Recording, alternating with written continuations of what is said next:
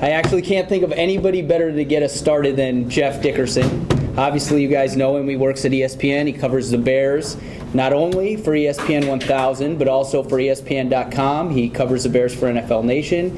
He also covers them for ESPN TV. And he also works for WLS TV Channel 7 here in Chicago. So we talk about all the time in classes how it's important that you don't just do one thing. You don't just do radio. You don't just write. You don't just do TV. There's nobody better really to speak today than JD. I mean, he knows how to cover all the bases. He's honestly one of the hardest working guys that I know. In addition to all the stuff that he does here locally for the Bears and nationally for the Bears, he also hosts a national radio show. I'm going to get out of the way. I'm going to let JD get started. So everyone give a round of applause for JD. We'll do this a few different ways. I know you guys want to talk Bears and ask them Bears questions, and we're going to give you guys an opportunity to do that. We're also going to let you guys talk about the draft with JD a little bit later. But I thought a good jumping off point, a good way for us to get started is, JD, if you could just tell us when you knew you wanted to go into this business and kind of your career path to get to where you are now. If you could just start off there. Sure. Well, first of all, thanks for letting me come talk to you guys. I think it's awesome that a school like this exists for people that really want to get into the broadcast business, because it's a difficult business to get into, but I have found it to be one of the most rewarding professions that anyone could have, because at the end of the day, if you go into, let's say, sports, just for example, you're working in sports. It's not anything that serious. It's fun and it's exciting. So I think it's great that everyone in this room has kind of sought out this path and are doing the best they can possibly do to achieve your goals. So for me personally, I kind of knew early on that this was something I had interest in doing, because early in my school days, I wasn't the best at math. I was horrible at math. Wasn't that great at science either. But I loved talking in front of the room. Whenever there was like an opportunity to go up there and speak to everyone, I was the first one to raise my hand. I went to a Catholic school for 4 years on the northwest side of Chicago called St. Ferdinand. I would have went to St. Patrick's High School if we would have stayed in Chicago. And like every time there was someone that had to do a reading in church, I was the one they picked. So I would go up there in front of a couple hundred people in the holidays or the big events, and I would do what I had to do. I was just never afraid to kind of put myself out there. I also like to write, and writing is the most fundamental skill that anyone can learn, no matter what you do. If you are on TV, if you're on the radio, and certainly if you write for a living, you have to be able to write. If you can't write, you can't do this job at any level. So I loved to write when I was young. Growing up, going through high school, I played 3 sports in high school, all 4 years, so I didn't have a lot of time to do the school paper, but I did a little bit during baseball season. I covered I remember the girls track and field team. That was my beat. So I started kind of getting my feet wet in high school. Then when I went to college, I went to Illinois. And instead of working for the campus radio station, which is the Planet down in Champaign, if anyone's familiar with Champaign, I decided I'm going to do something that's going to be a little different. I'm going to go out and get some real-world experience. So I found this little radio station in Rantoul, Illinois, which is about 15 miles from Champaign. And this guy had this brilliant idea that he was going to start a sports station in Rantoul and broadcast every high school game in the area. He didn't make any money doing this, but it was a really cool idea. So he hired me and another guy who I think is writing obituaries somewhere down in downstate Illinois. But I remember the guy had a great play-by-play voice. We went out and we did all the football games, all the basketball games. It was tough because these games, the football games were Friday nights. I would miss Friday nights. Obviously I'd go out 11 o'clock when I would get home, but I would miss the prime time with my friends. And I did this, and I got this experience, and I said, you know what? I love this. So internships, I hate that we don't offer internships.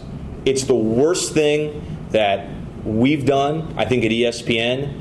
It's not an ESPN decision that happened because of another outlet kind of in the ESPN family.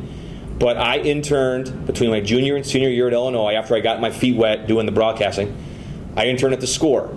And I got lucky. I got one of like the 6 internships they gave out at that point. And I interned for Dan McNeil, who was crazy back then, just like he is now, but I love him.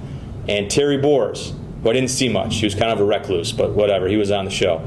So I approached that internship like it was life or death. I mean, not to obviously overstate it, but I was there 30 minutes early. I stayed 30 minutes late. And this was the days where if you had an internship, it wasn't like, go get me lunch, all right? It was, hey, they used to have carts. We used to have sound on carts before the Odysseys and the digital equipment we have now. It would be, hey, the board op was this guy, Matt Spiegel, who now hosts a show at the Score. He would say, Mac wants this cut up. You have 5 minutes. Do it. And he would throw the cart at me and whatever else I had to get, and I would run into a little closet and keep recording this thing onto a cart until it was perfect. And if any of you know McNeil, Dan McNeil, if you gave him a bad piece of sound, the thing was probably going to fly at your head, coming back at you. So it was like, that internship was great for me because there was a ton of pressure, and I actually got hired by the Score before I left to go back for my senior year in Illinois. They said, hey, when you graduate, why don't you come work for us? And I was so excited. And then I told my dad, I go, Dad, you won't believe it. I got a job at the Score. He goes, how much is it going to pay? I go, $6 an hour, no benefits. I'm not sure what benefits are, but I'm not getting them. He goes, you're quitting. I'm like, no, I'm not going to quit. So the point is that, if you understand at a young age that this is something you want to do, and you guys, I think, are doing the great service to yourselves by really pursuing this, you just have to understand it's very competitive, and you have to work really hard. But there are so many people that enter this field that really don't want to succeed in it. You can weed those people out right away. Those people, I think, reveal themselves to you really quick. If you really want it, and you work hard, and you make a great impression, and you network yourself, you can go very far in this business. So I kind of knew early on it's what I wanted to do, and I have been, knock on wood, very lucky that I graduated in college in 2000. I've been working in Chicago since the day after I graduated in 2000. I've never had to leave this market, which is, again, I'm very lucky, but I think you have to approach it the right way. You have to be a people person, you have to network, and you have to work really hard. And if you do that you can achieve your goals. So you convinced your dad to let you take the $6. Grudgingly. Oh, he was not happy with $6 an hour. Okay, so I thought it was great. I go, if I work 10 hours, that's $60, Dad. He goes, yeah, but after taxes, it's like 20. I go, $20 is pretty good though still. I get a pretty good meal out here in Arlington Heights for $20. Yeah. I was so naive. And I go, benefits. I don't know what they are. I go, I'm not getting them though. Should I get those? But then, and this is the truth. I get to the truth. So I worked, I think it was 36 straight days after I graduated. All my friends were these finance majors who got these great jobs. Arthur Anderson, which no longer exists. Places like that. They were starting off at $100,000, whole summer off. They're traveling. I worked 36 straight days. But because I worked that hard, which is probably illegal to work 36 straight days, but I did it anyways, I got promoted 3 months in to full-time associate producer for McNeil and Dan Jiggets was the combination at that time. Oof, that was a rough show, but I got promoted, and it was $21,500 with benefits. So that was a pretty big step up in 3 months. Still not a lot of money, but it was a big step up. So again, you just have to show everyone you are willing and committed. And if you do that and you do a really good job, you will get rewarded. Okay, so take us from when you were the associate producer of that show, which I grew up loving, to the point you are now. You loved Mac and Jigs? Wow. I liked anything Mac back then. I think we all did. Yeah. Like Sports Talk Radio, Mac was on it. So take us from that point to this point, your career path, and then after that we'll get into what you do now and your Sure. day-to-day process. But Sure. just take us through how your career evolved and how you evolved in this business. Well, that show was amazing because at 22, I got to witness experiences that I will never forget. And again, I love Mac, that's my guy, but he wasn't happy with the show. We all know the story if you follow sports radio. So he left the station like 2 months after I got the job. So I kind of got to see how that all went down. Things to do in your career, maybe things not to do, but Mac is like the best. I mean, I talk to him to this day. He's one of my people that I feel taught me how to broadcast. He's been a great friend, a great supporter. But look, he's successful for a reason. He does things his way. He's a very passionate guy, very emotional guy. Danny produced him. He understands what I'm talking about. So I worked on that show.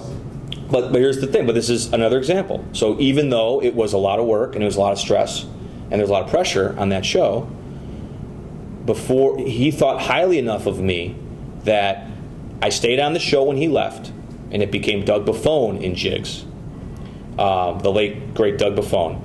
And Lawrence Holmes was the executive producer. So Lawrence and I produced the show. And Mac called me and said, "Hey, I'm going to ESPN the following year. I want you to come with me and be one of my producers." So I was at the Score for a total of 10 months. And then in May of 2001, we launched Mac, Yurko, and Harry. And it was myself, Adam Delavitt, and Artie Kennedy were the 3 original producers on that show. So he took me with him to ESPN. But to go to ESPN, I think most people that get into this business, not everybody, I think a lot of people aspire to be on the air one day. Let me give you some advice. The only way you're ever going to get on the air is to be on the air. If you ever have an opportunity to be on the radio or be on TV, you have to take it, because that's how you actually become an on-air personality. So I had a little leverage, I thought, with Mac in my corner, and I told the ESPN program director at the time, who was Mitch Rosen, who was now the Score director, I said, "I'll come, Mitch, and produce Mac's show, but you got to give me 2 update shifts a month." So that's how it started. 2 a month. And we're talking about like 5 or 6 hour shifts doing SportsCenter updates. And then from there, that my on-air just grew and grew and grew. I produced that show for about 1.5 years. It was awesome. I mean, that was back in the day where we would do a lot of traveling for radio. So we went to the Pro Bowl, we went to New York for the draft, Tampa for the Bears-Bucks, Super Bowls. It was really fun. But then there got a point in time where the on-air was way more important to me than the producing. And everyone knew it, and I had to make a decision. Do I want to keep producing or do I want to get on the air? So I decided to go on the air. But you have to understand, as a producer, I had risen to the top level. When I went down to the air, back when I decided to go on the air full time, I went boom, all the way to the bottom. And there were a ton of people ahead of me on the air. But it was something I had to do. So I started out by doing a lot of updates. I pushed them to let me do some reporting. And they said, "Hey, you want to do some reporting? We're going to let you cover a team that no one covers and no one cares about and no one goes and watches. Chicago Blackhawks." That was the time when the Blackhawks were not on TV. No one covered the Blackhawks. They were horrible. They said, "You want to be a reporter? Go teach yourself. Go ahead." So I got chummy with the Blackhawks guys, the bad Blackhawks, like Alex Shamnoff and guys like that. But it was cool because there was no media there. I think the Tribune had 1 reporter, Sun-Times had a guy, Herald had a guy, and then that was it. So I kind of taught myself to be a reporter. Then I got moved on to some baseball stuff with Bruce Levine, and he taught me how to be a reporter, and he has got his ways about him.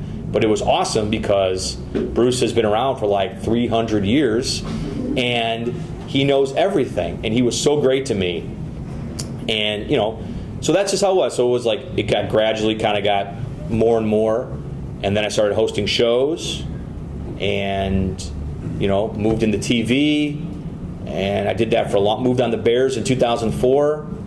And then probably the best thing that happened to me in that time was when we launched ESPNChicago.com. So I got to, they actually asked me, which I was very honored because I did not have a writing background, if I wanted to be part of this launch and actually not just cover the Bears for radio or TV, but also cover it for writing. So I joined ESPN.com in 2009, and I was able to kind of work that into my daily routine. So it took a lot of work. You know, obviously it's a slow climb, but as Danny said to start, the days of someone making $500,000 just sitting in a studio all day doing nothing else and just making fun of people and not actually meeting people or being face-to-face with anyone, those days are over. You have to be as versatile as possible.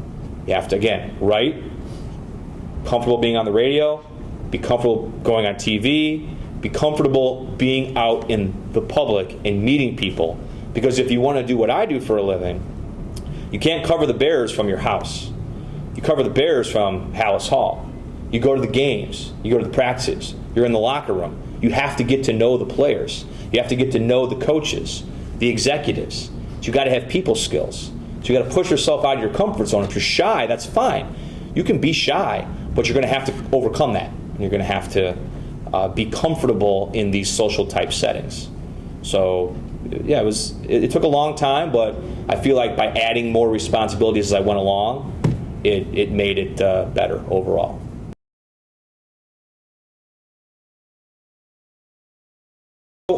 There's nothing wrong with being a passionate sports fan, being funny, friendly, connecting with friends. That's all great stuff. But really think, if you're don't say anything inappropriate. Don't swear on Twitter. Don't attack anyone, even if you think there's no chance that you will ever run across that person. You know, just don't do it. That's really my advice, because if you really want to get in this business, your stuff is going to be scrutinized. It is. So I think it's important. You know, I mean, clearly I would recommend, you know, having a Twitter account, because it's a great way to follow news. It's more of like a kind of modern day news feed. So yeah, that stuff is important, but just be careful with it. Stress that it's. I've been really lucky. I've had so many good guys to deal with. If you want to talk about the current Bears, Kyle Long is awesome. Kyle's the best. Robbie Gold and I go way back, way back. Robbie, I know Robbie maybe rubs some people the wrong way, but that's my guy. He's been great to me throughout my whole career, and I think vice versa. Jermon Bushrod was just a class act. Now he's in Miami now. What a great guy. Roberto Garza was a joy to cover for all those years. Matt Slauson, just the best. I liked Eddie Royal a lot last year. I know he didn't really do much, but as in the locker room, he was great. Let's see, for the Bears. Again, I mean, there have been a lot of now, again, I'll date myself. I'll go back, you know, because my favorite era of covering the Bears was 05-06. That was just my favorite, because I was new to it. It was just a different sort of environment being around the team. You know, guys like Desmond Clark, you know, Jason McKee, Adrian Peterson. I know no one likes Caleb Haney, but I loved Caleb Haney. He was a good buddy of mine. Just that whole crew, you know, the offensive line, you know, Reuben Brown, John Tate, Alex Brown, Adewale Ogunleye, I knew him very well. That whole team, you know, Urlacher was a little hit or miss, but by the end, I really enjoyed Urlacher. Briggs, to this day, I still like talking to Briggs. So Ricky Manning Jr. was hilarious. Danielle Manning, again, I know he went the wrong way in that one game and they lost. But I love Danielle, was my guy. So Brad Maynard, Patrick Manley. So I've had a million great guys to deal with. And the guy, you know what? This is what I say about people ask me that a lot, about who's the worst guy to deal with. Here's what I say. There are 53 guys in the locker room. If you can't find someone you like, you're probably not doing your job very well. So I don't even really focus on the guys that I don't like. If I have to talk to them, I talk to them. No big deal. Do my job. Keep it professional. But the beauty of it is that I don't have to do anything beyond the standard interview process with them, because there are so many others that will help me out, give me what I need, and I can then reciprocate that and do stuff for them, or just become friends and just have a great relationship. Thank you. Thank you. Thanks, everyone.